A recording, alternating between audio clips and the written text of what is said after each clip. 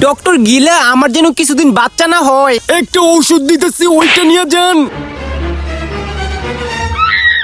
এইটা কি পানির সাথে খাবো নাকি দুধের সাথে খাবো? আরে এটা কন্ডম। এটাকে লিঙ্গর সাথে খাইবেন। ওইসব তো ঠিক আছে, বাস বাচ্চা যেন না হয়। আপনারটা হয়ে গেছে, আপনি যান, বসেন। ডক্টর সাহেব, বমি অনেক বেশি হইতাছে।